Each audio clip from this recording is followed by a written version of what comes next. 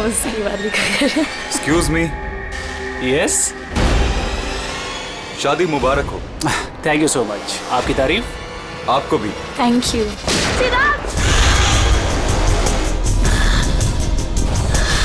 अरे म्यूजिक बंद करो। पापा बेटा चिराग, किसने किया ये? पापा वो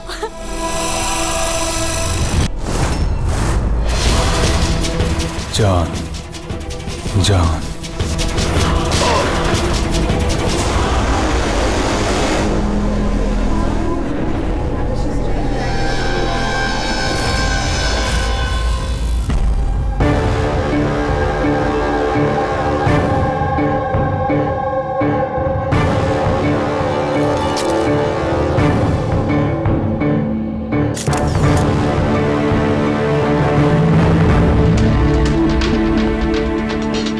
हाँ फ्रेडी। सर, इसी ने चिराग को मारा है और खुद आत्महत्या कर ली। मैंने दोनों की बॉडी को फॉरेंसिक लैब भेज दिया। पता चला कौन था वो? नहीं सर, ना आईडी मिला, ना पर्स मिला और ना ही मोबाइल मिली, तो सिर्फ गन। चलो, गन पे उंगलियों के निशान तो मिल जाएंगे। अगर कोई शातिर खूनी होगा तो अपने क्रिमिनल डेटाबेस में मिल ही जाएगा।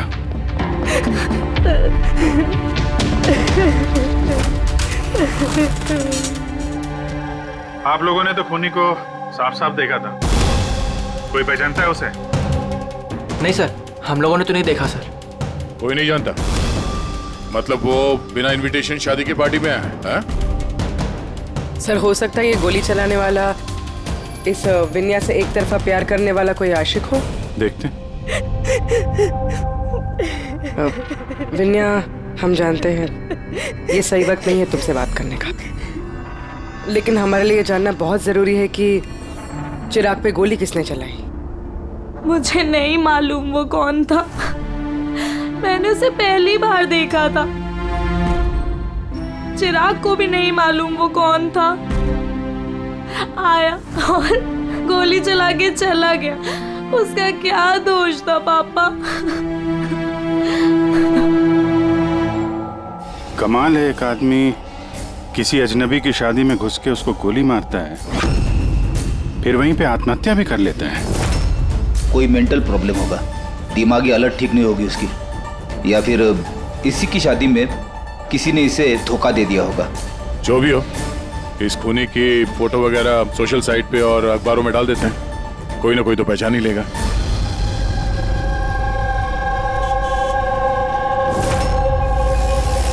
लेकिन तन्मय ऐसे क्यों करेगा? पुणे से मुंबई जाकर, वो भी किसी अजनबी की शादी में। इसी क्यों का जवाब हम लोग भी ढूंढ रहे हैं। आप लोगों ने तन्मय को आखिरी बार कब देखा था? कल सुबह ही देखा था, जब वो कॉलेज के लिए निकला था। पर जब शाम तक वो वापस नहीं आया तो मैंने उसके सब दोस्तों को फोन किया, पूछा, पर कोई नहीं जानता था कि वो कहाँ है। और आज सुबह आपने मिसिंग कंप्लेंट लिखवाई थी? हाँ सर।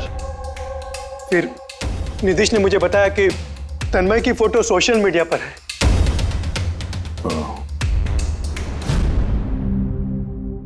आप लोग तन्मय के दोस्त हैं? जी सर। आखिरी बार कब देखा था तन्मय को? कल दोपहर 2 बजे। उसका बर्ताव कैसा था? एकदम नॉर्मल था। कोई कह भी नहीं सकता था कि वो कुछ ऐसा करने का सोच रहा है। ये चिराग और विनाया है। आप लोग जानते हैं? जी नहीं। आप? जी नहीं। जी नहीं। क्या तन्मय ने जानता था? ना हम जानते थे, ना ही तन्मय उसे जानता था। बुरा मत मानिएगा, लेकिन तन्मय को कुछ प्रॉब्लम थी? आई मीन, कोई दिमागी इलाज का, कोई मेंटल प्रॉब्लम? सर, वो तन्मय और की गर्लफ्रेंड का कुछ महीनों पहले ब्रेकअप हो गया। वो थोड़ा सा डिप्रेशन में था। डिप्रेशन में था? हाँ जी सर। ना अच्छे से खाता था, ना पीता था, बल्कि हम लोगों से भी बात नहीं करता था, बस अपने कमरे में रहता था। अपने कमरे में?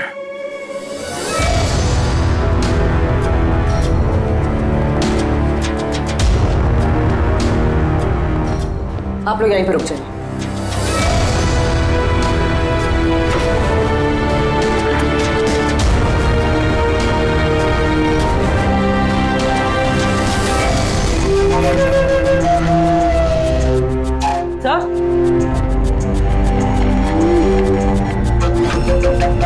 है क्या ये निशान?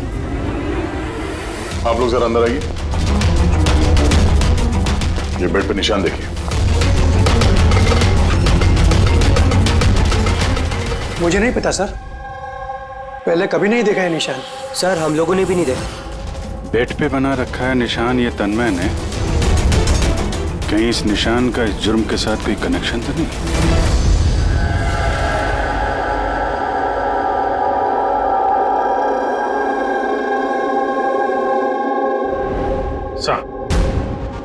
इंटरनेट में भी चेक कर लिया और लाइब्रेरी जाके बहुत सारी किताबें भी देखी। कुछ पता ही नहीं चल रहा इस निशान के बारे में। है क्या ये?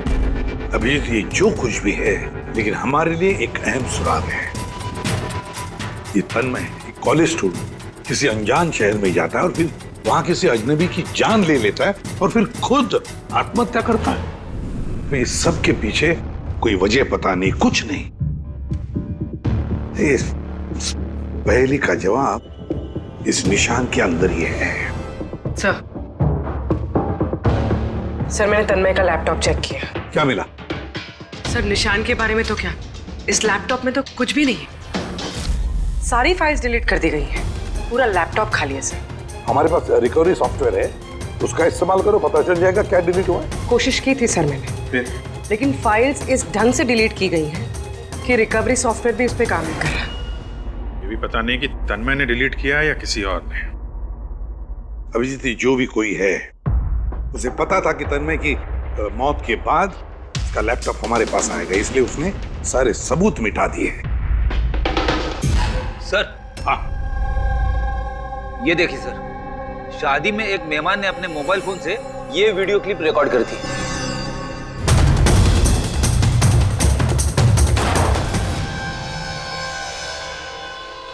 सर ये मरने से पहले आंख बंद करके कुछ बड़बड़ा रहा था सर। फिर से चला और स्लो मोशन में। हाँ,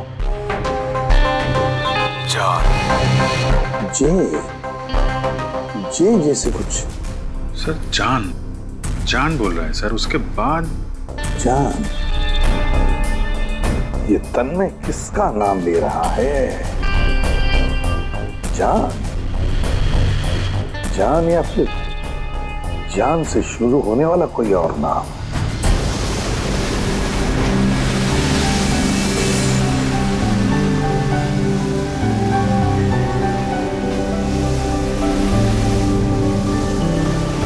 यार कितने दिनों बाद हम घूमने निकले, राइट?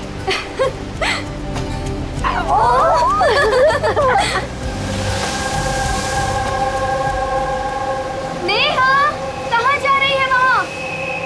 नेहा, नेहा, नेहा सुन तो। नेहा, नेहा, नेहा।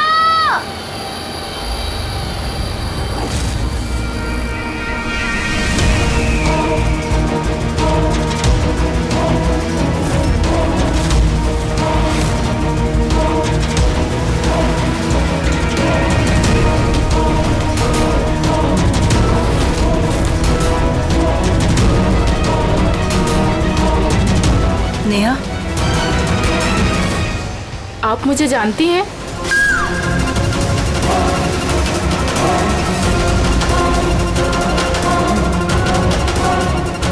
नेहा, नेहा, क्या हो गया तुझे नेहा? किसने किया ये? नेहा, वो आंटी ने मारा।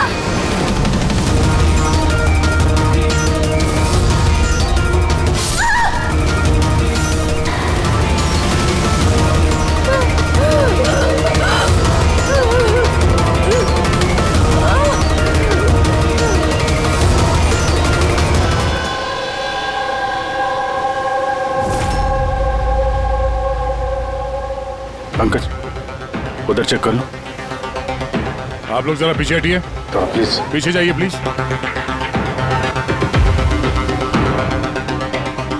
पीछे हटिए आप लोग, सब पीछे हटिए प्लीज। ये किसने देखा सबसे पहले? हमने देखा। आप लोग कौन है? सर हम नेहा के दोस्त हैं। यहाँ पे एग्जैक्टली हुआ क्या था? हम तीन और नेहा बीच पर घूमने आए थे। वो जो आंटी है ना, वो आंटी अचानक आई और चाकू मार दिया इसे। चाकू मार दी? आप सर मैं नेहा का बॉयफ्रेंड विशाल। ये सब आप लोगों के सामने हुआ, आप लोगों ने रोकने की कोशिश नहीं की? ये सब इतना एकदम से हुआ कि हमें कुछ समझ ही नहीं आया। वो औरत थी कौन जिसने चाकू मारा? हम लोग बिल्कुल नहीं जानते उनको, और नेहा भी नहीं जानती थी। आप लोगों ने किसी ने देखा इनको यहाँ पे? सर सर ये लोग कह रहे हैं ये इन्हें जानते हैं। आप इस औरत को जानते हैं? हाँ सर, इसका नाम सोनिया है। हम जिस योगा क्लास में जाते हैं ये भी वहाँ आती थी। इसने हमसे कई बार अपने परिवार, बच्चों की और घर बार की बातें की है। कमाल है यार, एक घरेलू हाउसवाइफ किसी का खून क्यों करेगी? और वो भी दिन दहाड़े, इतने सारे लोगों के सामने, बाद में खुद को चाकू मार के जान दे ली। सर ये केस तो काफी हद तक तन्मय जैसा केस लग रहा है। सिमिलरिटीज तो हैं, लेकिन दोनों केसेस में कोई संबंध है ये तो बाद में ही पता चलेगा। अच्छा, यहाँ बीच पे आने से पहले या जुर्म करने से पहले किसी ने सोनिया को देखा था? हाँ सर, मैं यहाँ वॉक कर रहा था, मैंने इस औरत को देखा। उसके हाथ में कुछ था जिसको वो बार बार देख रही थी। क्या था इनके हाथ में? सर वो मैं साफ साफ देख नहीं पाया। सर बॉडी के पास तो कुछ भी नहीं मिला। शायद हमला करते वक्त कहीं गिर गया हो, या कहीं फेंक दिया हो, या फिर कहीं छुपा दिया हो। डस्टबिन देख लेते हैं जरा।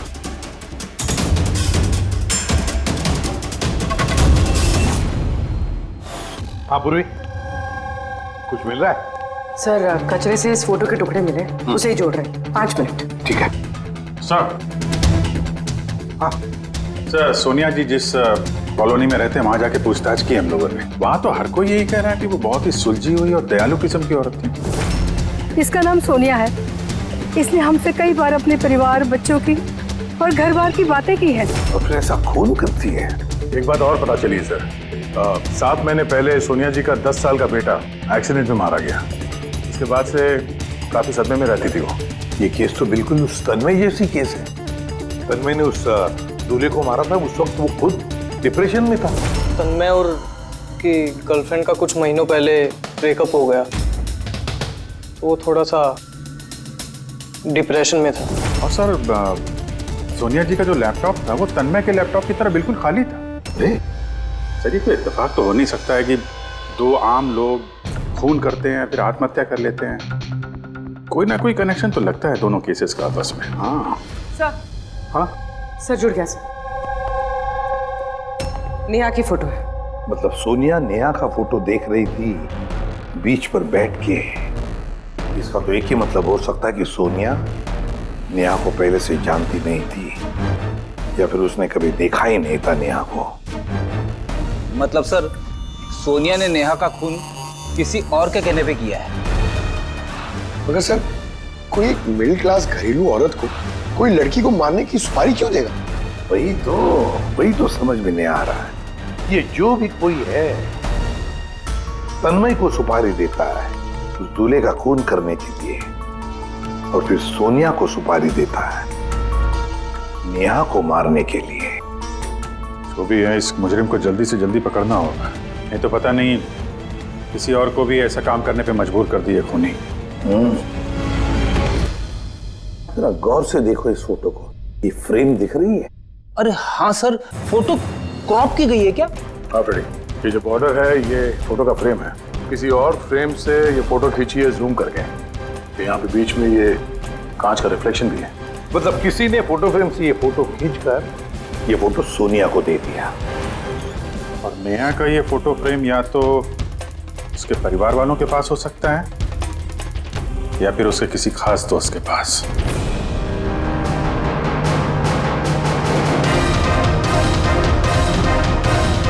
सर 2 दोस्तों के घर तो कुछ मिला नहीं, नेहा के तीसरे दोस्त के घर देखते हैं।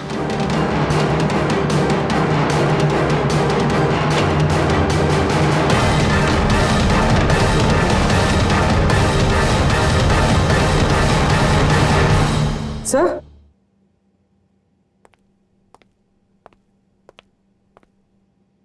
सर ये तो वही फोटो है। करेक्ट। जरा वो फोटो निकालना।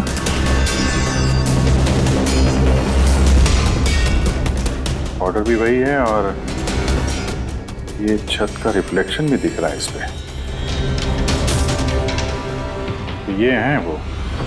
नेहा का खून तो सोनिया ने किया है ना, तो फिर हम सबको यहाँ क्यों बुलाया है?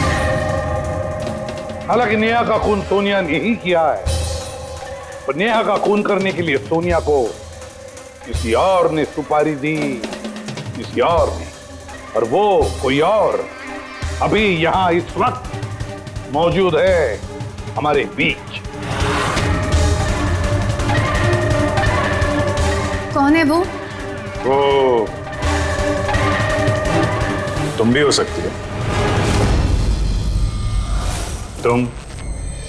तुम या माया तुम? मैं क्यों खून करूंगी? वो तो मेरी बेस्ट फ्रेंड थी। यही तो हम जानना चाहते हैं मिस बेस्ट फ्रेंड, कि क्यों मरवाया तुमने नेहा को? व्हाट? माया तुमने? हाँ, इसी के कमरे से हमें ये फोटो फ्रेम मिली और इसी फोटो फ्रेम से नेहा की फोटो क्रॉप करके दी गई थी सोनिया को सुपारी देते वक्त। नेहा की पिक्चर तो हम सबके पास है और वो भी फ्रेम करके रखी हुई है। Then why me? वो इसलिए माया जी कि बाकी सारे लोगों के पास ये जो फोटोग्राफ है ना, उसमें तुम्हारे कमरे का छत नहीं है, छत का रिफ्लेक्शन। पता चल रही? मैंने मरवाया नेहा को क्योंकि मैं विशाल से प्यार करती हूँ और नेहा को पहले से ही ये बात पता थी। नेहा मेरी बेस्ट फ्रेंड थी, उसने मेरी फीलिंग्स की कोई कदर नहीं की। ये दोनों शादी करने वाले थे। अगर माया तुमने ऐसा क्यों किया? तुम्हें पता है कि मैं नेहा से कितना प्यार करता हूँ यार। अगर मुझे मेरा प्यार नहीं मिलेगा, किसी और को भी नहीं मिल सकता है। इसीलिए मैं इंटरनेट में नेहा और विशाल को अलग करने के अलग अलग तरीके ढूंढने लगी। एक दिन किसी ने ऑनलाइन मुझे कांटेक्ट किया और कहा डार्क वेब में एक सीक्रेट वेबसाइट है जहां पर पैसे देने से किसी का भी खून करवा सकती हूँ। क्या नाम है उस वेबसाइट का? मुझे वेबसाइट का नाम नहीं पता क्योंकि उन्होंने मुझे बताया नहीं था, लेकिन ये कहा था कि नेहा की एक पिक्चर और 20 लाख रुपए देने से मेरा काम हो जाएगा। इसीलिए मैंने मम्मी का हीरो का हार बेच दिया और उनको पैसे दे दिए। तुम मिली उस आदमी से? नहीं सर, क्योंकि उसने कहा था बैग में पैसे और नेहा की पिक्चर रखने के लिए और रास्ते पे छोड़ने के लिए, और स्पेशली बोला था मुड़कर मत देखना। बस मैंने तो वही किया था। सर, ये कौन सी वेबसाइट है जो दिन दहाड़े लोगों को मारने की सुपारी लेती है? पता तो नहीं, लेकिन तन्मय के घर से जो हमें निशान मिला, उस निशान का जरूर इस वेबसाइट से कोई ना कोई संबंध है। मुझे माफ कर दीजिए सर, मुझसे बहुत बड़ी गलती हो गई। मुझे अपनी दोस्त को नहीं मरवाना चाहिए था। गलती नहीं, जुर्म किया है तुमने। इंटरनेट में ऐसे कई लोग हैं जो तुम जैसे लोगों का निशाना बना के अपना उल्लू सीधा करते हैं। ऐसे लोगों से सावधान रहना चाहिए। मुझसे गलती हो गई, प्लीज माफ कर दीजिए। मैं माफ तो कानून करेगा तुम्हें, मगर तुम्हें हमारी मदद करनी ही पड़ेगी, समझे?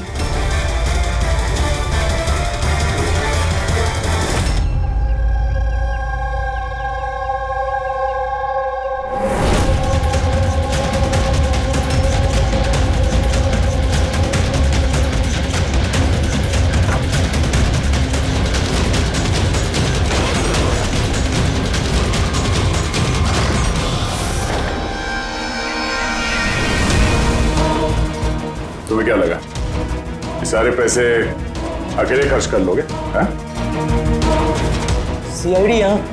ये हमारा ही प्लान था, तुम जैसे लोगों तक पहुंचने के लिए।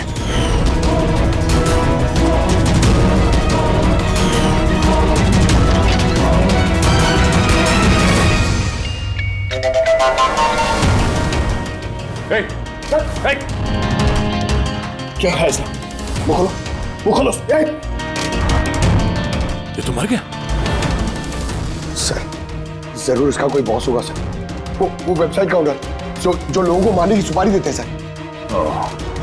तो इसी डर से इसने आत्महत्या कर ली। जरा देखो कुछ मिलता है क्या यहाँ पे?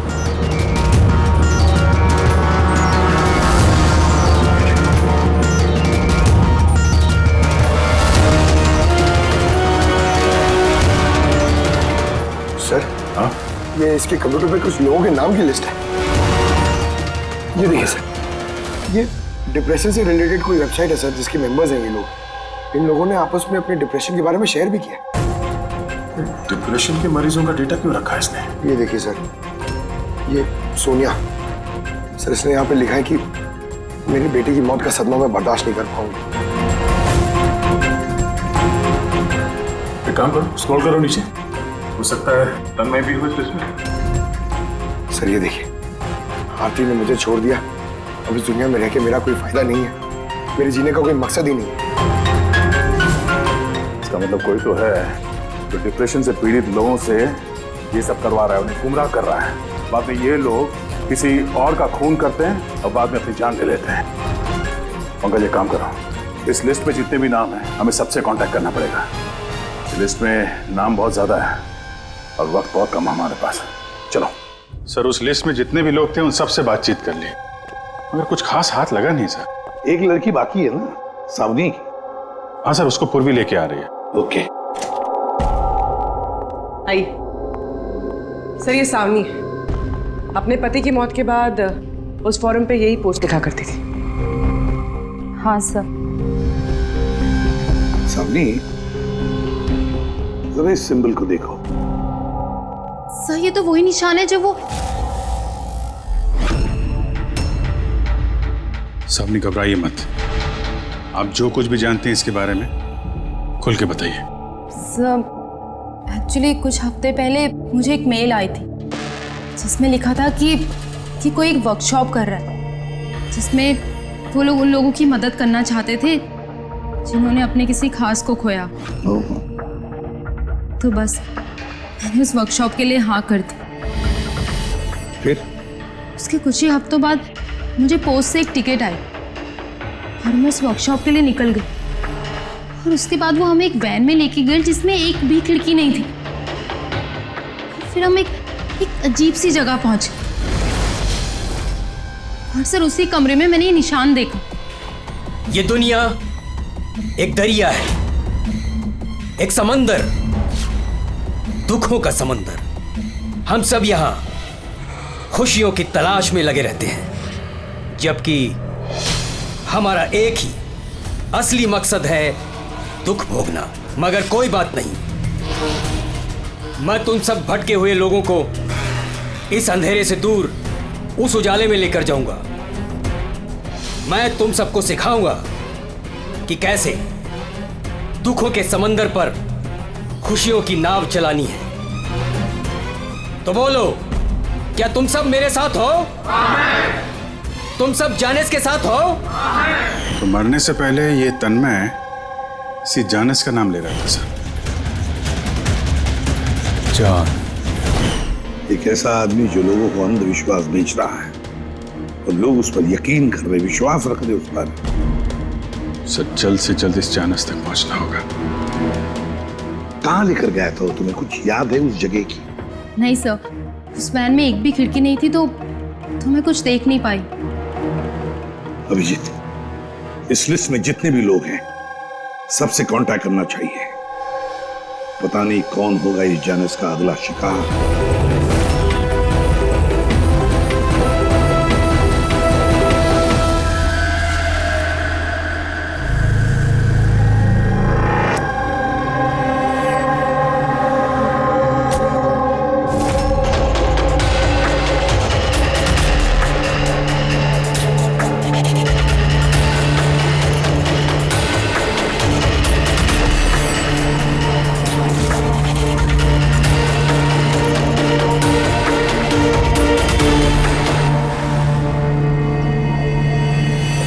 कॉफी शॉप पहुंचो अभी इसी वक्त?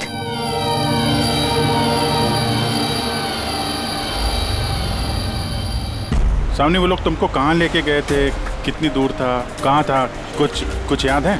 इतने हफ्ते हो गए हैं कि मुझे कुछ भी ठीक से याद नहीं। लेकिन तुम्हें कुछ तो याद होगा। वहाँ पहुँचने में कितना समय लगा था? आई थिंक आधा या 1 घंटा अप्रॉक्सीमेटली लगा होगा। Oh sorry. सो मुझे एक और चीज़ याद आई। जिस रोड पे वो वैन जा रही थी वहाँ पे बहुत खड्डे थे और ट्रेन की आवाज़ सुनाई दी थी मुझे।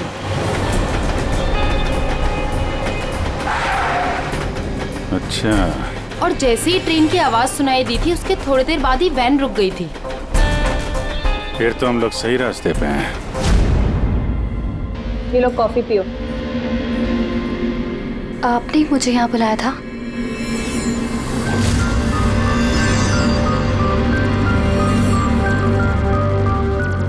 क्या हुआ?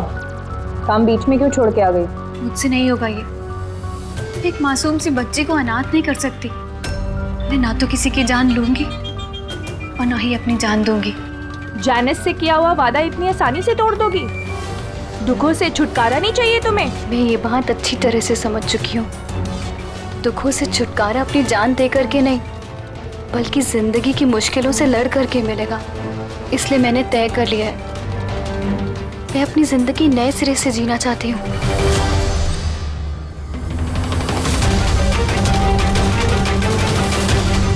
क्यों नहीं? जैनिस का भी तो यही मानना है कि हर इंसान को अपनी जिंदगी अपनी मर्जी से जीने का हक हो। हम तुम्हें पैसे देंगे एक नए शहर में नई जिंदगी शुरू करने के लिए। सच में? Thank you so much. सिर्फ थैंक यू से काम नहीं चलेगा, तुम्हें मुझे कॉफी भी पिलानी पड़ेगी। मैंने तुम्हें कॉफी पिलाई ना, अब तुम्हारी बारी है। क्यों नहीं? वेटर। Yes ma'am. एक coffee. Sorry ma'am, self service है। Okay sorry. काउंटर कहाँ पे? उस तरफ। Okay thank you. You welcome. मैं अभी आपके लिए कॉफी लेके आती हूँ। मुझे स्पेशल कॉफी चाहिए, 2 स्पून शुगर और हाफ स्पून कॉफी के साथ। श्योर।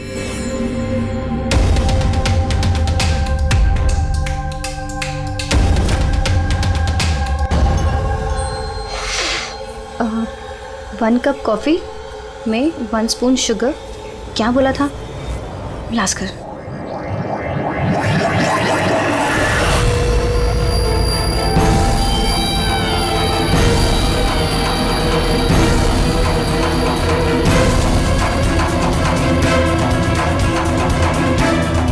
ये क्या मिला इसने मेरी कॉफी में? जरूर जहर होगा। ये लोग मुझे इतनी आसानी से आजाद नहीं करेंगे।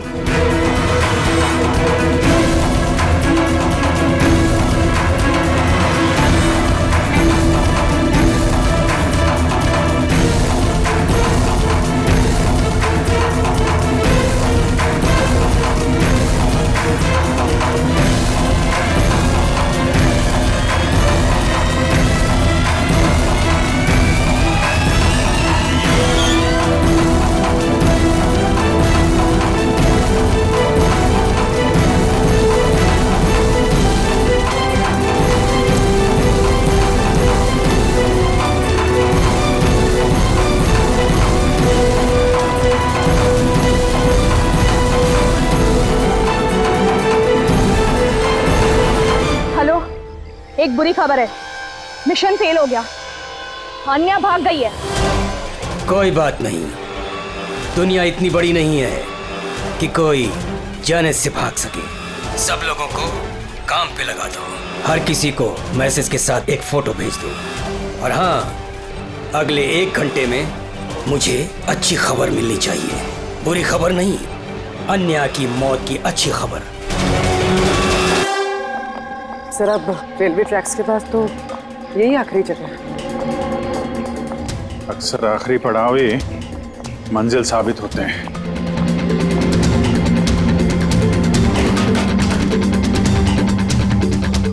किससे मिलना आपको?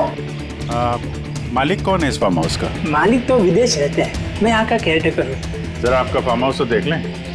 वाह वाह वाह, बड़ा जबरदस्त बंगलो है आपका तो। है? अरे आप रुकिए, कहाँ जा रहे हैं आप? हाँ, अगर आप ये फार्म हाउस खरीदना चाहते तो भूल जाइए, हमारे साहब बेचने नहीं वाले। कोई बात नहीं, हम दूसरा फार्म हाउस खरीद लेंगे।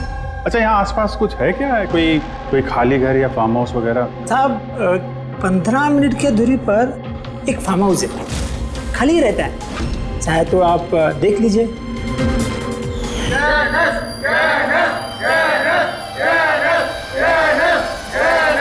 Thank you. सर ये वही जगह है, इस आदमी ने वही रिंग पहनी हुई है।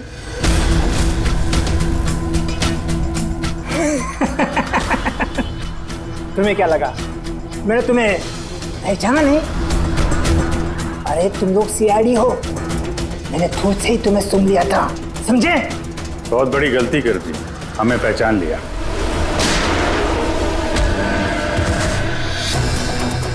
कौन है ये जानस? कहाँ मिलेगा? मुझे नहीं पता सर। ये पार्टी कहाँ होती है जानस की? नीचे तहखाने में होती है साहब। कौन है अगला निशाना? मुझे नहीं पता साहब। किसका खून करने वाले तुम लोग? बोलता हूँ साहब, बोलता।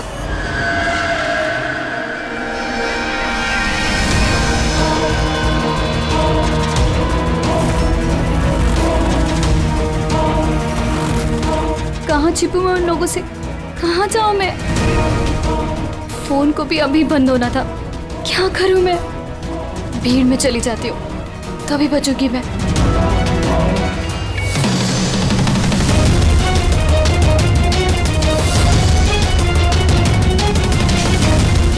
ओ मैडम, एक्सक्यूज मी, मुझे आपका फोन चाहिए। देखिए मेरी जान को खतरा है। खतरा है? किससे खतरा है? देखिए मेरे पास टाइम बहुत कम है, प्लीज अपना फोन दे दीजिए।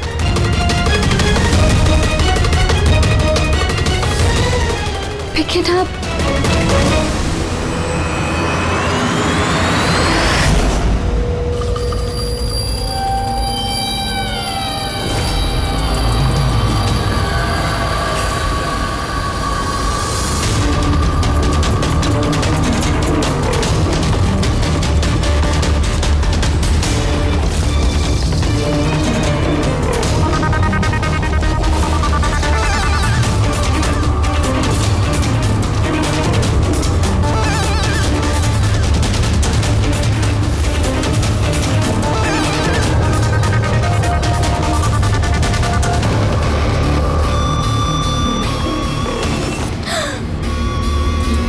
क्या हुआ बेटा, इतनी घबराई हुई क्यों हो? मुझे कोई मारना चाहता है। मारना चाहता है? तुम डरो नहीं, मैं अभी सीआईडी को फोन करती हूँ। तुम यहीं कहीं छुप जाओ।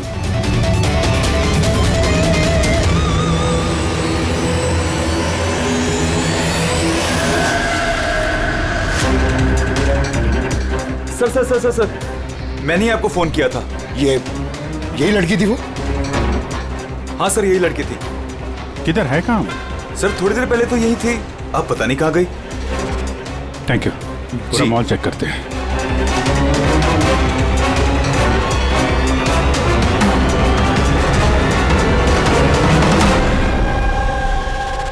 आन्या, क्या है? अब सॉरी, आपने देखा इस लड़की को? आप कौन? अरे यार, मैं सीआईडी से हूँ। देखा आपने? जरा गौर से देखिए। नहीं।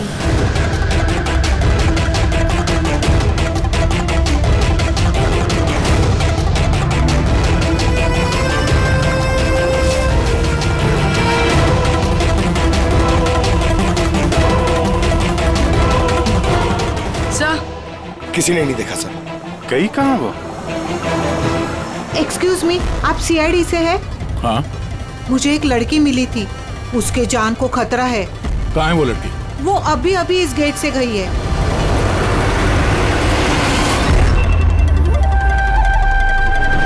मैं तो यहाँ हूँ, सीआईडी को बाहर क्यों भेज रही है? सर!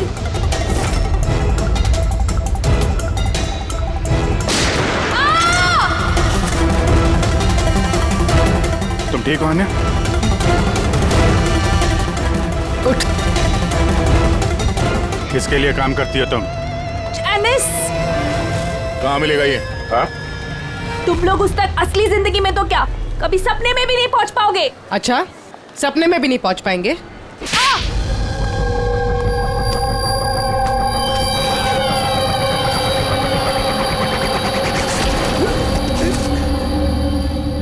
अरे जैनिस जी, कहाँ जा रहे हैं आप? हाँ? हम लोग आपसे मिलने आए और आप जा रहे हो? बताइए ना, दुखों का इलाज क्या है? दुखों का इलाज नकली चेहरा निकाल के असली चेहरा सामने लाना। क्यों, सही कह रहा हूं ना? बहुत अच्छी एक्टिंग करते हो यार तुम तो। हाँ, तुम्हें तो बेस्ट एक्टर का अवार्ड मिलना चाहिए। एक कॉलेज स्टूडेंट होकर भी तुम बुड्ढे की इतनी अच्छी एक्टिंग कर रहे हो। ठीक कह रहा हूं ना मिस्टर अमन?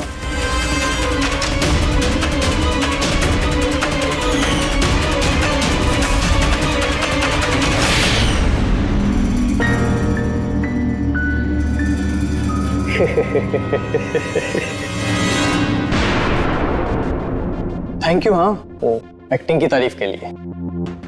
मैं सिर्फ कॉलेज स्टूडेंट नहीं हूँ, मैं साइकोलॉजी स्टूडेंट भी हूँ। बहुत किताबें पढ़ी है लोगों की अंधविश्वासी के लिए, है ना? तो उन्हें सिर्फ वही सुनाओ जो वो सुनना चाहते हैं। बस एक बार उनकी दुखती रग हाथ में आ जाए ना, उनसे कुछ भी कराना मुश्किल नहीं। वो सब हमें पता है, मगर तुमने उनसे किसी का खून कैसे करवा लिया और बाद में आत्महत्या भी? ये ज्यादा मुश्किल नहीं है। ये जो आतंकवादी होते हैं ना, शायद ये भी यही करते हैं। ठीक कहा। आतंकवादी पैदा नहीं होते, उन्हें बनाया जाता है, ब्रेन वॉश किया जाता है, जैसे तुमने ब्रेन वॉश किया इन लोगों का। मैंने सबसे पहले डिप्रेस्ड लोगों की लिस्ट बनाई। कोई अपनी गर्लफ्रेंड के छोड़ जाने की वजह से डिप्रेस था, कोई अपनी बेटे की मौत का गम था, वगैरह वगैरह। सो उनके अंदर पहले ही आत्महत्या की चिंगारी थी। बस मैंने तो उस चिंगारी का फायदा उठाया था। चिंगारी को बुझाने की बजाय आग बना दिया तुमने। मैंने तो उन्हें सिर्फ ये यकीन दिलाया कि उन बेचारों के साथ तो गलत हुआ है और उन्हें सिर्फ मैं ही इंसाफ दिला सकता हूँ। तो ये सब तो पढ़े लिखे लोग थे, जो सही क्या है गलत क्या है फर्क समझते थे, तो उनसे कैसे करवाया खून? अरे मुश्किल कहाँ है सर? अब वो सोनिया का केस ले लीजिए ना, उसके बेटे की मौत हिट एंड रन एक्सीडेंट में। तो मैंने उसे सिर्फ यही यकीन दिलाया कि ऐसे दुनिया में बहुत सारे लोग हैं जो ये सब काम करके आराम से जी रहे हैं। सो मैंने सोनिया को यही बताया कि उसकी जिंदगी का सिर्फ एक मकसद है, वो इन सब लोगों में से किसी एक इंसान को मार दे और फिर वो अगले जन्म में जाके अपने बेटे से मिल सकती है। तो फिर क्या था, उसने पहले नेहा का खून कर दिया और फिर अपने आप को मार दिया। बस तो ऐसे ही सोनिया की तरह मैंने बहुत लोगों को झूठे वादे, झूठे दिलासे दिए और जो मैं चाहता था मैंने सबसे वो ही करवाया। मुझे पता था इस गुनाह में बहुत पैसा है, तो मैं पकड़ा ना जाऊं इसलिए मैंने डार्क वेब पे सुपारी वाली वेबसाइट बनाई और मैं कामयाब भी हुआ। अच्छा आप ही बताइए, आप ऐसे कितने कॉलेज स्टूडेंट्स को जानते हैं जो इस उम्र में, मेरी उम्र में, करोड़पति है? तुम कितने कॉलेज स्टूडेंट को जानते हो जो इस उम्र में जेल की काल कोठरी के पीछे बैठ के फांसी का इंतजार कर रहे हैं? तुम हो उनमें से एक। लोगों के आंसू पोंछना, उनके गम में उनको सहारा देना भलाई का काम है, पर इस भले काम में भी तुमने लालच का जहर घोल दिया। उम्मीद है लोग सबक लेंगे तुमसे और किसी के अंधविश्वास में नहीं आएंगे। तुमने जो किया है उसकी सजा तो तुम्हें भुगतनी पड़ेगी। सारी की सारी दुनिया छुट्टी पर चली जाए, लेकिन मेड अगर छुट्टी पर चली गई तो जिंदगी हराम हो जाती है यार। बहुत लेट हो गया। अरे यार, लैब जाने में लेट हो रहा हूँ। ये कौन आ गया इस वक्त यार?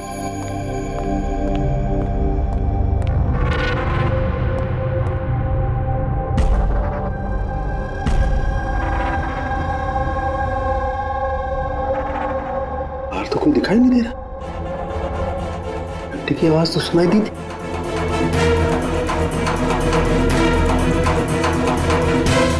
बाहर कोई दिखाई नहीं दे रहा, घंटी सुनाई दी, लेकिन कुछ गड़बड़ है।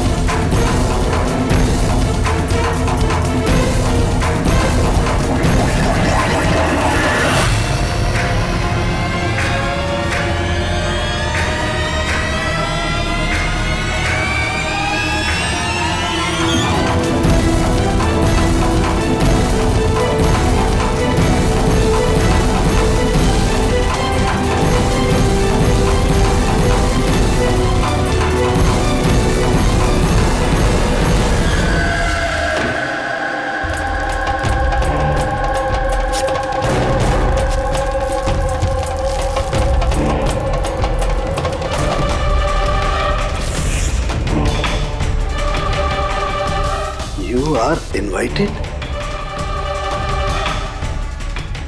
To a murder at 10 Wood Villa, Yali Hills 400876।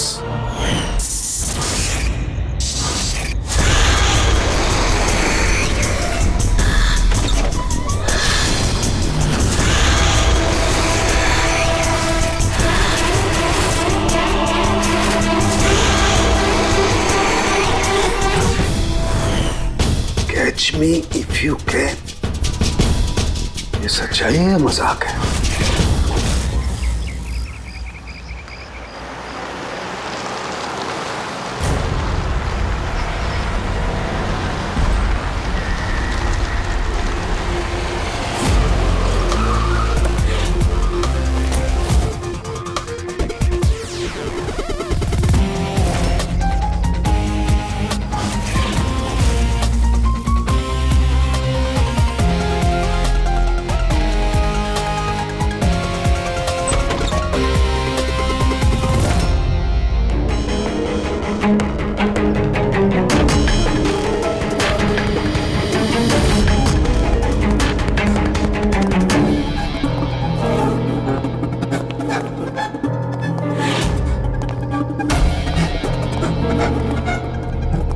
My God।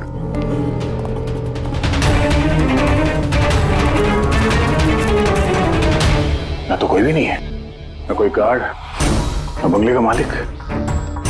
Pankaj, जरा आसपास पता कर, बंगले का मालिक कौन है? जो भी इंफॉर्मेशन मिलती है लेकर आ। कितनी बेरहमी से खून किया है इसका। पूरे शरीर पर चाकू से वार किए और फिर भी जी नहीं भरा तो उंगलियां काट दी। इतना खून तो जो फैला हुआ है इसके घाव का नहीं हो सकता है। मतलब सा? मतलब ये पूरी कि जितना खून इस पूरे घर में फैला हुआ है, इतना खून तो एक इंसान की बॉडी में होता ही नहीं। कोई आईडी वगैरह नहीं? कौन है ये लड़की? नहीं वजीर, कुछ नहीं मिला।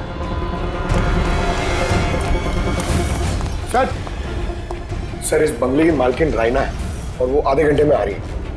ओके ठीक है, तब तक एक काम करते हैं, यहाँ पे जितनी भी चीजें हैं, ये ब्लड, कोई सबूत, सब इकट्ठा करते हैं। कुछ भी छूटनी नहीं चाहिए, पता तो चले क्या हुआ यहाँ पे।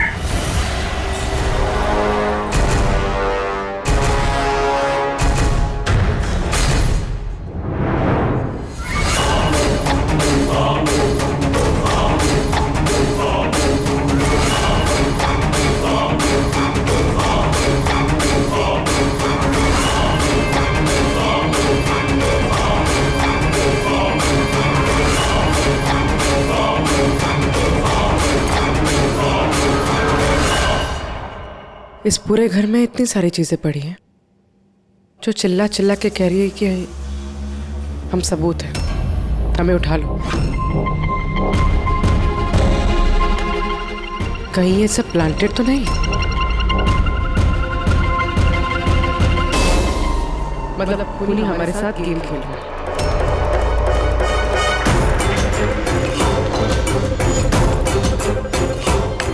ये सब किसने किया है? ये सब किसने किया है? What is all this? कमाल है सर, ये तो हम ही से पूछ रहे हैं किसने किया है। इतना गंदा कर दिया है, अब साफ नहीं कर सकते थे ये? वो सर, साफ करने के लिए भी हमें बोल रही है। ये बदबू आ रही है। हे, मेरे बंगले में ये औरत क्या कर रही है? ओए बिरजू, बिरजू कहाँ है? बिरजू, बिरजू। यार लाश देख के लोग या तो बेहोश हो जाते हैं या डर के मारे गिर जाते हैं। इसको तो कुछ हुआ ही नहीं। बिरजू, बिरजू, बिरजू, और बिरजू, बिरजू। राणा जी, आपने ये घर ऐसे ही लावारिस छोड़ रखा है? एक्सक्यूज मी, घर लावारिस नहीं है, इस घर की मालकिन मैं हूँ। ये मेरा पुश्तैनी बंगला है। आपका बंगला है तो आपने देखभाल करने के लिए किसी को रखा नहीं है क्या यहाँ पे? ऑफ कोर्स है, बिरजू, पर पता नहीं वो कहाँ है। बिरजू! इस औरत की लाश पड़ी आपके बंगले में, आप उसको भी नहीं जानती? मैं कुछ नहीं जानती, और अब प्लीज यहाँ से निकल जाइए और जाते जाते सब कुछ साफ करते हुए जाइए। बिरजू! सर ये औरत थोड़ी अजीब है और टेढ़ी भी।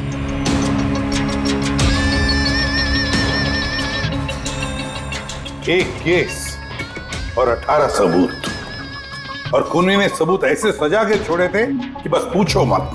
सर लेकिन प्रॉब्लम ये है कि इनमें से कोई भी सबूत हमारे किसी काम का नहीं है। ये सारे सबूत हमारे किसी भी काम के नहीं है, इसका क्या मतलब है तारिका? मतलब ये कि ये सारे सबूत पुराने हैं। What? ये सारे सबूत पुराने तो क्या लड़की का खून भी पुराना है? कितने पुराने बताओ? सर 4 से 10 साल पुराने। ये सारे सबूत 4 से 10 साल पुराने, तो क्या इसका मतलब है इस लड़की का खून 10 साल पहले हुआ है?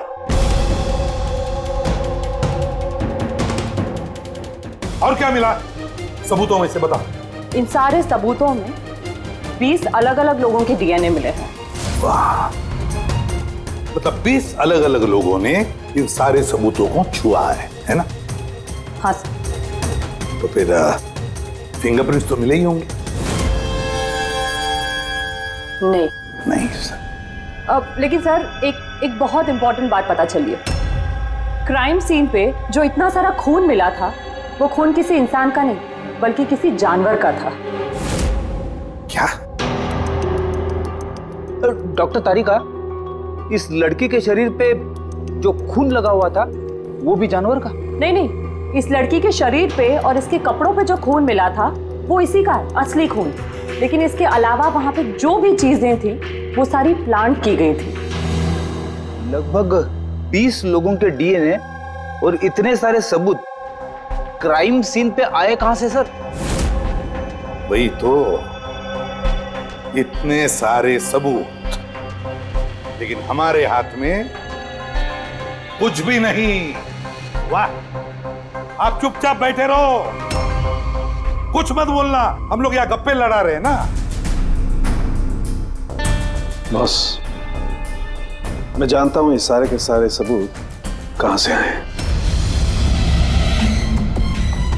पिछले कई सालों में सीआईडी ने जो केसेस सॉल्व किए हैं उसमें से कुछ इंपॉर्टेंट केसेस के इंपॉर्टेंट एविडेंस है ये सारे के सारे। क्या?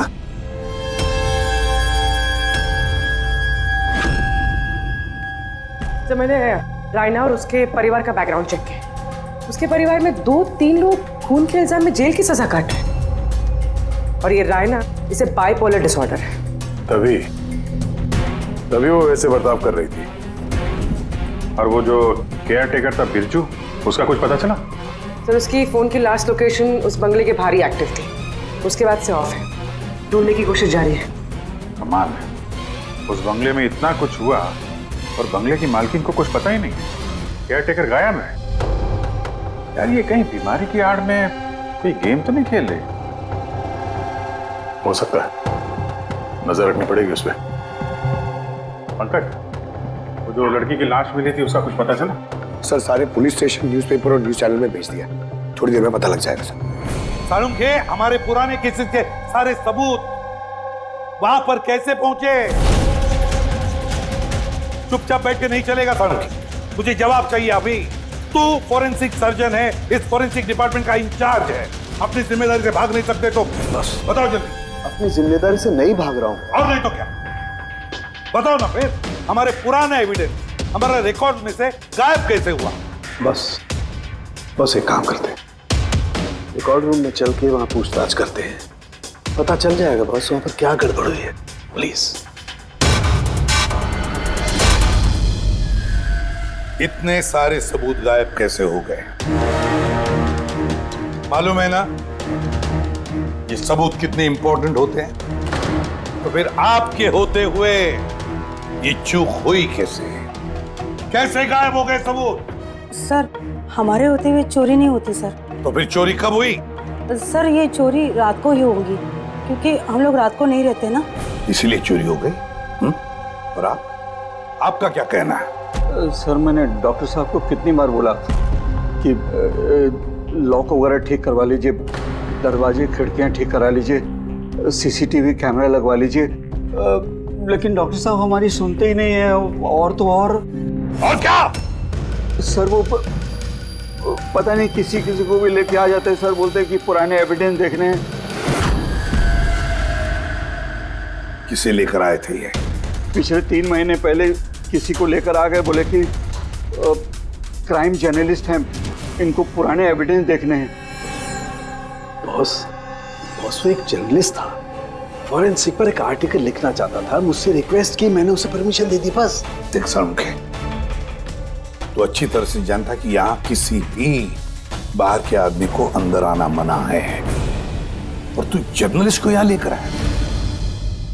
सर पिछले महीने भी सर कॉलेज के स्टूडेंट को लेकर आए थे, उन्हें भी पुराने एविडेंस दिखा रहे थे, तो हो सकता है कि उनमें से किसी ने चोरी की हो। नहीं बॉस, ऐसा नहीं हो सकता। वो तो फॉरेंसिक के स्टूडेंट थे, बेचारे मुझसे परमिशन मांग रहे थे। सर हम स्टडी करना चाहते हैं, कुछ प्रैक्टिकल देखना चाहते हैं, कुछ सीखना चाहते हैं, सर प्लीज परमिशन दे दीजिए। मैंने उन्हें परमिशन दे दी बस। बॉस मैं एक रेस्पॉन्सिबल इंसान हूँ बॉस, आफ्टर ऑल ये मेरा अधिकार भी तो है यार। देख सारू के, सीआईडी को लुटवाने का तुझे कोई अधिकार नहीं है, समझे? और तो और या कोई कॉलेज खोल के नहीं रखा है फॉरेंसिक सिखाने के लिए। तुम स्टूडेंट्स को यहाँ ला कैसे सकते हो? किसके परमिशन से लाया तुमने? देख सारूख्या, अच्छी तरह से याद रख, इस रिकॉर्ड रूम में कोई भी नहीं आ सकता। ना मैं ला सकता हूँ, ना तुम ला सकते हो, ना ये ला सकता, फिर वो चाहे अपने परिवार वाला हो, कोई दोस्त हो। अरे यार, हाँ अभिजीत।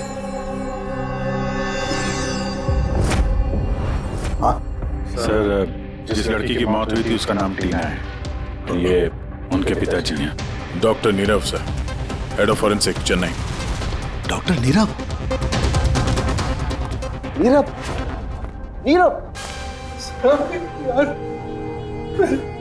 बेटे नीरव किसी मार दिया। कंट्रोल योरसेल्फ, सब पता चल जाएगा। सर आप लोग जानते हैं एक दूसरे को? हाँ अभिजीत, एक जमाना था जब मैं और नीरव साथ साथ काम किया करते थे।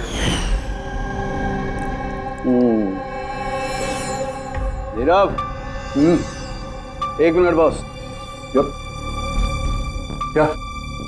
ये देख दोस्त, तेरा शक एकदम सही था दोस्त, इसमें टॉक्सिन है।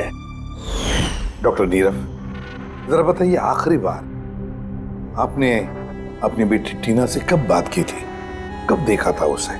एक्चुअली वो कॉलेज के हॉस्टल में रहती थी, 2 दिन पहले से बस गायब हो गई थी। नीरव हौसला रखो नीरव, जिसने भी किया है ना वो पकड़ा जाएगा। मैं पता लगाऊंगा नीरव, मैं पता लगाऊंगा किसने किया ये। नहीं सारूंके, तुम नहीं पता लगाओगे।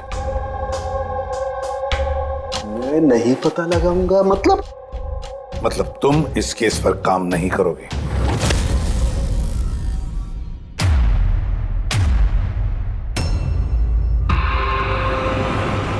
क्यों? क्योंकि तुम्हारी लापरवाही की वजह से फॉरेंसिक रिकॉर्ड रूम में से सबूत गायब हो गए। यू आर सस्पेंडेड सारूंके टिल फर्दर नोटिस।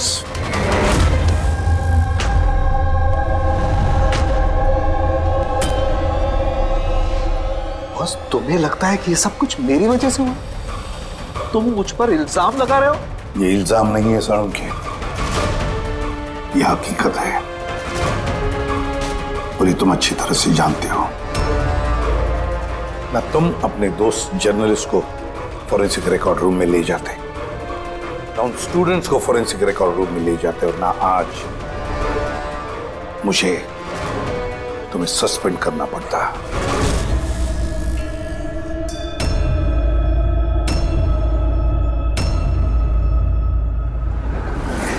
यार, नीरव को मेरी जरूरत है, इस केस को मेरी जरूरत है यार, प्लीज। नहीं सारूंके। सर आपने मुझे बुलाया?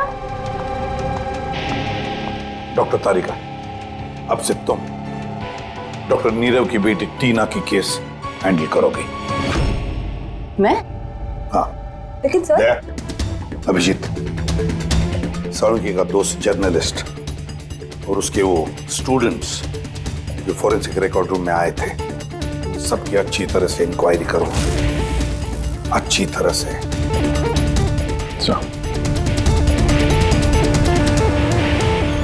डॉक्टर साहब, साहब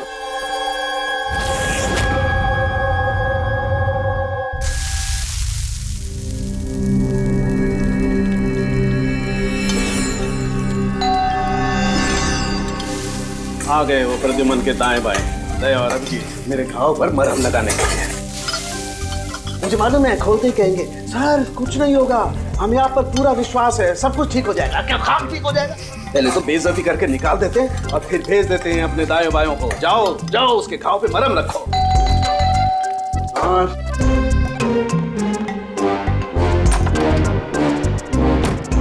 हाय। मॉर्निंग।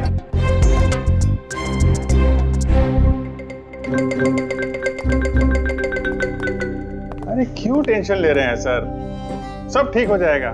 हमें आप पर पूरा विश्वास है सर, हमें पूरा यकीन है आप कोई गलत काम कर ही नहीं सकते, मगर क्या करें, प्रोटोकॉल तो फॉलो करना ही पड़ेगा। देखो, मुझे तुम लोगों की सहानुभूति की कतई जरूरत नहीं है, और हाँ, तुम्हारे एसीपी साहब की सहानुभूति की भी बिल्कुल जरूरत नहीं है। बच्चा नहीं हूं,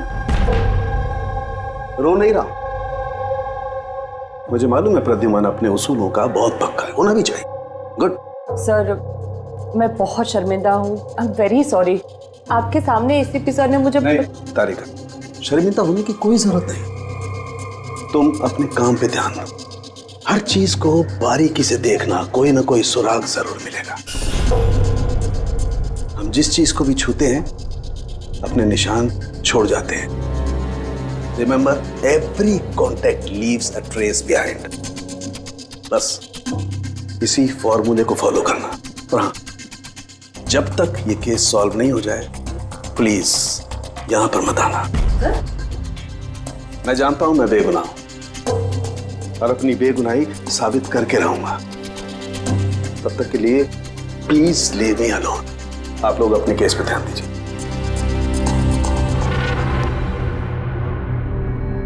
बात करें मामला।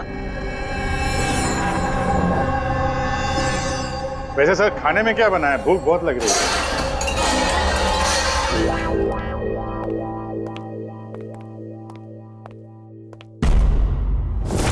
सर, ये जर्नलिस्ट सुना बहुत टेढ़ा और बदतमीज आदमी। 3 महीने पहले डॉक्टर नीरव के साथ किसी बात पे झगड़ा भी हुआ था सर। देखते हैं कितना टेढ़ा है। सर, आपको अंदर बुलाया। Thank you.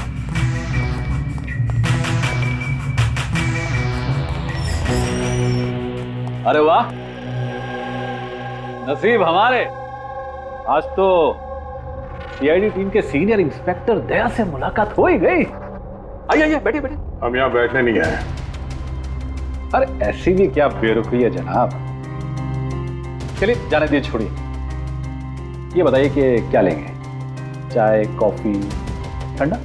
ठंडा ठंडा वंडा नहीं पीते हम लोग। वैसे दया साहब, मैं काफी टाइम से सीआईडी टीम पर एक डॉक्यू ड्रामा सीरीज बनाने की फिराक में हूं, लेकिन अपने एसीपी साहब मिल ही नहीं रहे। तुम तो जानते ही होंगे, सीआईडी अरे गहरे को एंटरटेन नहीं करती। आप सीधे मुद्दे की बात करें। हाँ, क्यों नहीं। पिछले 20 सालों से मैं इस प्रोफेशन में हूं, हमेशा पॉइंट पे रहता हूं। बताइए, सबसे पहले क्या बात करूं, डॉक्टर नीरव से हुए झगड़े के बारे में या फिर फॉरेंसिक रिकॉर्ड विंग के बुरे हाल के बारे में? डॉक्टर नीरव से तुम्हारा झगड़ा क्या था? नहीं, मेरा उनसे कोई झगड़ा नहीं था। मैंने तो बस उन्हें सच्चाई का एक आईना दिखाया था। उन्हें बुरा लग गया। क्या मतलब? मतलब डॉक्टर नीरव के काम को लेकर मैंने एक आर्टिकल लिखा था। मेरे हिसाब से वो फॉरेंसिक के काम के प्रति ईमानदार नहीं थे, थोड़े ढीले ढाले किस्म के फॉरेंसिक एक्सपर्ट थे। इसलिए उन्होंने मेरे खिलाफ मानहानि का केस भी किया। बहुत बेइज्जती हुई मेरी। मैंने उनसे माफी भी मांगी। पढ़ा भी उनकी बेटी की दर्दनाक मौत को लेकर मुझे बहुत दुख हुआ। और अपना दुख जाहिर करने के लिए आपने एविडेंस रूम से एविडेंस चुरा कर वहां फेंक दिया जहां नीरव जी की बेटी का खून हुआ था। अरे जनाब, मैं भला ऐसा क्यों करने लगा? मैं भला क्यों पुरानी हड्डियां और खून से सनी साड़ियां चुराऊंगा? तो फिर वहाँ एविडेंस विंग में क्या देखने गए थे? फॉरेंसिक लैब से एविडेंस कैसे चुराया जाता मैं ये देखने गया था। मैं आप लोगों की लापरवाही देखने गया था। खैर अब जाने दीजिए, ये सब बताने की कोई जरूरत नहीं। अब तो आप लोगों को भी पता चल ही गया होगा। देखिए ज्यादा भाषण मत दीजिए आप, जितना जितना पूछा जाए उतना जवाब दीजिए बस। क्यों? जब खुद पर बात आई तो मिर्चें लग गई। आप लोगों के पास इस बात का जवाब है कि किसने कैसे फॉरेंसिक लैब से एविडेंस को चुराया होगा? मुझे तो लगता है कातिल आप लोगों की कमियां दिखाना चाहता है। क्या जाने दीजिए, अब ये बताइए कि ये सीआईडी पर डॉकू ड्रामा सीरीज कब स्टार्ट करो? सर इन्हें ब्यूरो लेके चलते हैं, लगता है ये सही जवाब वही देंगे। उसके लिए लंबा चौड़ा प्रोसीजर लगता है, और वैसे भी सबूत भी तो होना चाहिए ना, क्यों दया साहब? और जल्द मिलते हैं, प्रोसेस पूरा करके सारे एविडेंस लेके आएंगे और तब बात करते हैं सीआईडी पे डॉक्यू ड्रामा बनाने की। हाँ?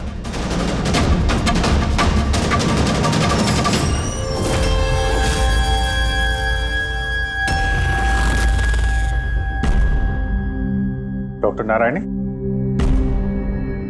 यस जी कहिए। हम लोग सीआईडी से एक केस के सिलसिले में आपसे बात करनी है। जी बताइए।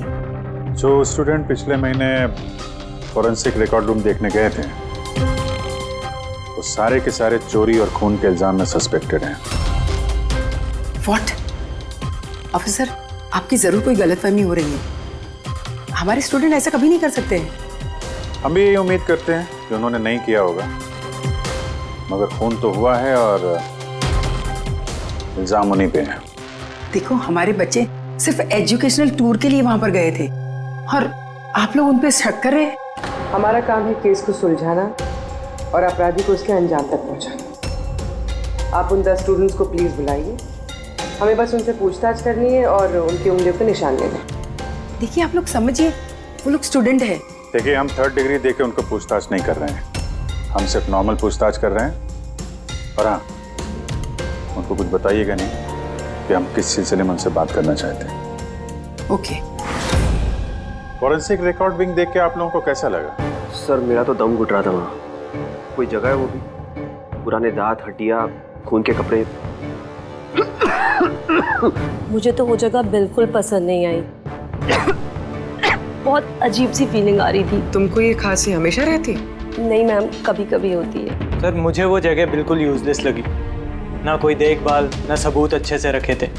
और सर मुझे तो उन कोल्ड केस फाइल्स के एविडेंस को घर ले जाने का मन था ताकि मैं उन पे स्टडी कर सकूं। मुझे रोमांच महसूस हो रहा था। हत्यारों और पीड़ितों के दिमाग की कल्पना करने की कोशिश की। बुरा इरादा, दुख, दर्द।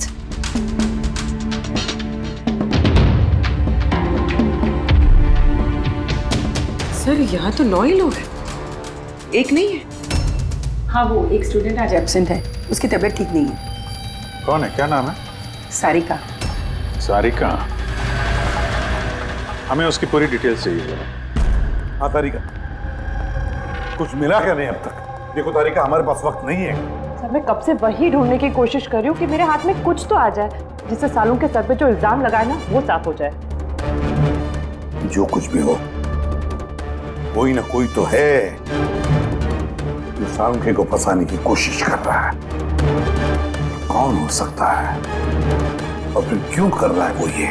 सर तो आपको ये बात पता है, फिर भी आपने सालों के सर को निकाला। तारिका, मैंने सिर्फ वही किया जो कानून ने मुझे कहा। मैं तो सालुंखे को क्या? सर को आप क्या? खूनी ने एक बहुत बड़ी गलती की है। कौन सी सर? जब तुम लोग वुडविला गए थे, उस घर में घूम रहे थे, अंदर से बाहर, बाहर से अंदर, सब जगह सबूत इकट्ठा कर रहे थे। उस वक्त फ्रेडी तुम अपने निशान छोड़ रहे थे, अपने हाथों के निशान, पैरों के निशान और भी कुछ कुछ चीजों के निशान, और उसका तुम्हें पता भी नहीं था, एहसास भी नहीं था। और खूनी बिल्कुल वैसे ही निशान छोड़ कर गया है वहां पर, ऐसे निशान जो हम ट्रेस कर सकते हैं। ट्रेसेबल निशान? याद रखो, हम जिस चीज को भी छूते हैं अपने निशान छोड़ जाते हैं। Remember, every contact leaves a trace behind. Sir ने मुझे हिंट दिया था, मेरे दिमाग में कैसे नहीं आया?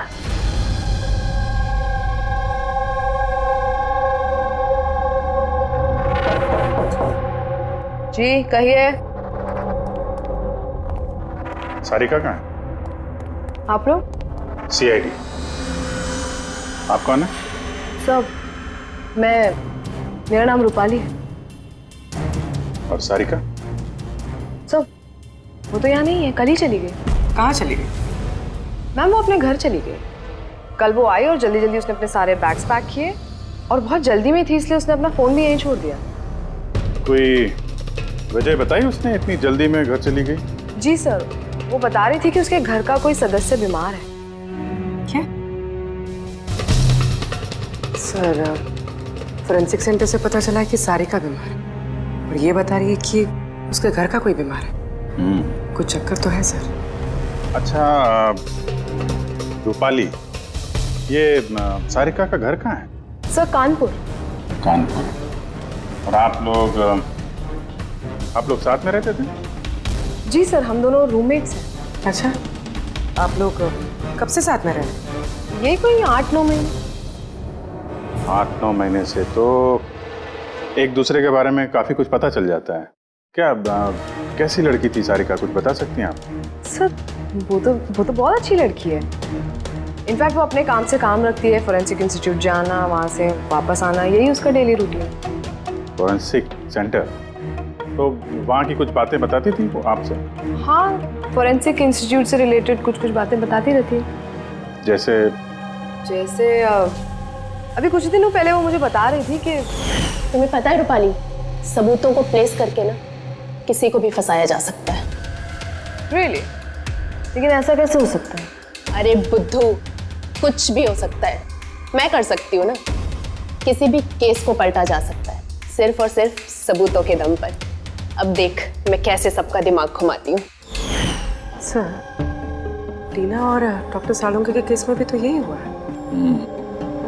और अब ये सारिका फरार है, उसको ढूंढना होगा जल्दी से जल्दी।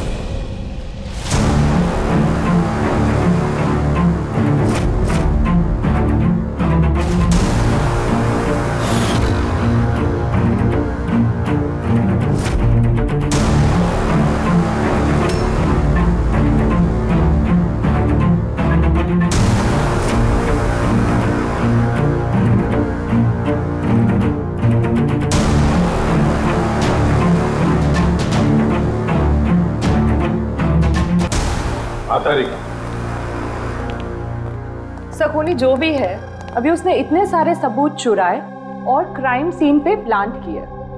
ये करते वक्त उसने जरूर इन चीजों को छुआ है। लेकिन डॉक्टर तारिका, तुमने तो कहा था कि फिंगरप्रिंट्स के कोई निशान नहीं मिले, तो फिर इन चीजों को छुआ कैसे? उंगलियों के तो कोई निशान नहीं है, लेकिन मैं ये कहने की कोशिश कर रही हूँ कि इतने सारी चीजें उसने चुराई और क्राइम सीन पर प्लांट। अब इतनी मेहनत करने के बाद उसे जरूर थोड़ा तो पसीना आया होगा। मतलब sweat analysis? Exactly, sweat analysis किया मैंने, स्वेट एनालिसिस। और इस प्रोसीजर से मुझे एक डीएनए भी मिला। ये देखिए, इस डीएनए से मुझे ये पता चला कि इस इंसान को एक खास किस्म की बीमारी है, सिस्टिक फाइब्रोसिस। ये किस तरह की बीमारी है? ये एक जेनेटिक बीमारी है पूर्वी। इस बीमारी से इंसान के बॉडी ऑर्गन्स जैसे किडनी, लंग्स, पैंक्रियाज, इंटेस्टाइन, ये सब डैमेज होने लगते हैं। तो डॉक्टर तारिका, इस बीमारी की तो पहचान भी होगी ना, कोई सिम्टम्स तो होंगे? सिम्टम्स है। अगर ये बीमारी ज़्यादा टाइम तक रहे तो वो इंसान की उसकी ग्रोथ पुअर हो जाती है, फैटी स्टूल्स होने लगते हैं, सांस लेने में तकलीफ होती है, बहुत खांसी आती है, इनफैक्ट साइनस इन्फेक्शंस होने लगता है। सांस लेने में तकलीफ और खांसी? तो ऐसे मरीजों को तो हॉस्पिटल के काफी चक्कर लगाने पड़ते होंगे। कांस्टेंट मॉनिटरिंग की जरूरत पड़ती है। बस सुविधा बची। शहर में जितने भी हॉस्पिटल्स हैं सब में जाकर के पता लगाओ सिस्टिक फाइब्रोसिस के मरीज कितने हैं और क्या उनमें से कोई एक ऐसा पेशेंट है जिसका हमारे इस केस से संबंध है।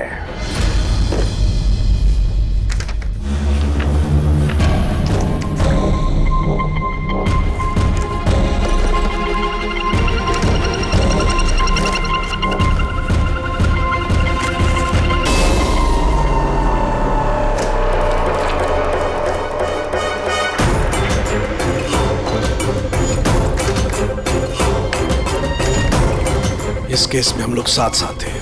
यस। डॉक्टर नीरव की बेटी को मार दिया गया, मुझे सस्पेंड कर दिया गया, तो बचा ललित। अगर ये सब कुछ इस केस की वजह से हो रहा है तो ललित के साथ भी कुछ ना कुछ तो हुआ होगा या कुछ ना कुछ होगा। ललित को ढूंढना पड़ेगा। लेकिन इतने सालों से ललित से कोई कांटेक्ट नहीं है, कैसे ढूंढूं? ट्राई करता हूं।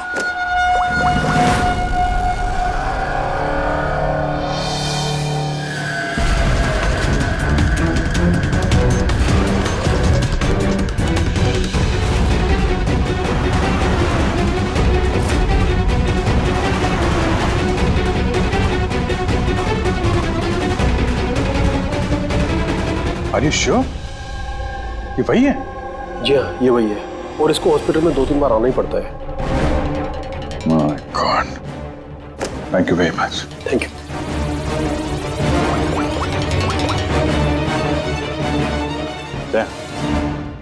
कातिल का पता चल गया है। क्या डॉक्टर ललित मर गए 5 साल पहले? हाँ सर, आप उनकी बेटी से मिल सकते हैं। कहाँ है उनकी बेटी? मेरी बात हो सकती है? वो तो मुंबई में है सर, सारिका नाम है उसका। सारिका? जी sir. Okay, thank you. Sarika Mumbai में है।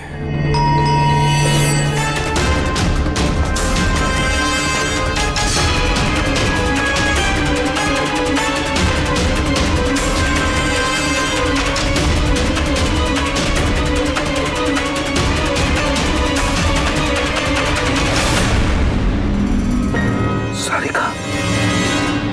इसे किसने मारा? ये लाइट को क्या हुआ?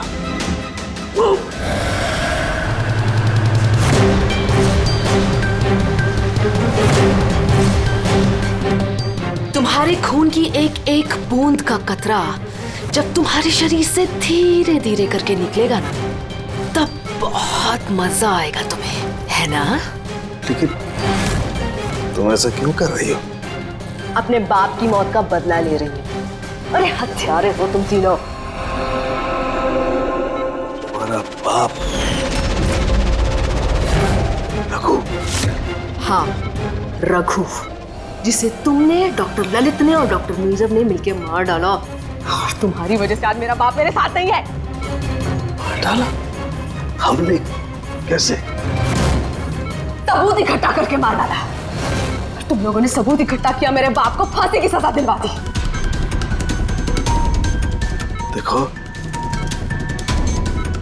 देखो, सबूत इकट्ठा करना, सजा दिलवाना, ये फॉरेंसिक का काम है। काम है? बेशक, बेशक ये तुम लोगों का काम है, लेकिन तुमने मेरे बारे में तो नहीं सोचा ना। उस बेटी के बारे में जिससे उसका बाप छिन गया। मेरे बाप की मौत के बाद मैं सदमे में आ गई थी, और सदमे से बाहर आने के बाद मैंने सोच लिया था, ठान लिया था कि मैं तुम तीनों को तुम्हारे किए की सजा देकर रहूंगी। तो इसीलिए तुमने टीना को मार डाला? हाँ, मार डाला मैंने उसको, क्योंकि मुझे मालूम था कि डॉक्टर ललित 5 साल पहले ही मर गए हैं। और जहां तक रहा तुम्हारा और डॉक्टर नीरव का सवाल, तो मुझे मालूम था कि डॉक्टर नीरव अपनी बेटी टीना से बहुत ज्यादा प्यार करते हैं। टीना के मरने के बाद वो तो अपने आप ही मर जाएंगे। और तुम, जहां तक रहा तुम्हारा सवाल, तुम अपने फॉरेंसिक से बहुत प्यार करते हो। जब वहां से तुम्हें धक्के मार के बेदर्द करके बाहर निकाल दिया जाएगा, तब तो तुम अपने आप ही मर जाओगे। लेकिन सारिका ने क्या बिगाड़ा था?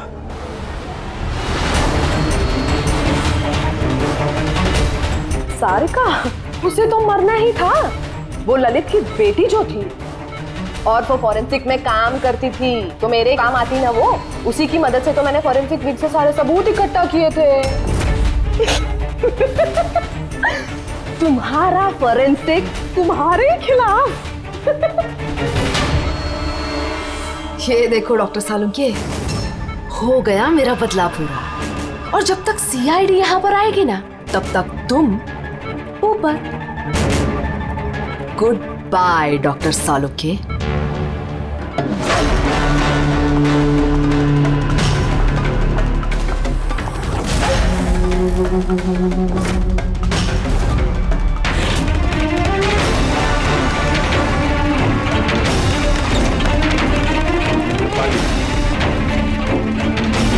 खेल खत्म तुम्हारा। मेरा खेल खत्म और सालुंके का भी। बचा सकते हो ना तुम लोग, तो बचा लो। खून का कर्ज हो गया अब तो बॉस तुम्हारा मुझ पर। मेरा कर्ज नहीं हुआ है खून का तुम्हारे ऊपर। ये तो वो कर्जा है जिन लोगों को तूने फांसी पर लटकाने में मदद की ना हमारी, वो कर्जा है। अब चुका दे। अच्छा सुन, बहुत आराम हो गया, सीधे काम पर चल। अच्छा जल्दी से ठीक हो जाइए। तारिका अकेली मुर्दों से बातें कर रही है। ओहो तारिका, अभिजीत को तुम्हारी बड़ी फिक्र है भाई। देखो भाई, अब एक हफ्ते तो मैं यहाँ से हिलने वाला नहीं हूँ बॉस। एक काम करो ना, तब तक तारिका से काम चला लो। अच्छा ये आराम करिए आप। Silence please. हाँ साइलेंस, चुप। सीआईडी के और भी मजेदार और सस्पेंस से जुड़े एपिसोड्स को देखने के लिए हमारे चैनल को सब्सक्राइब करें और बेल आइकॉन दबाना ना भूलें।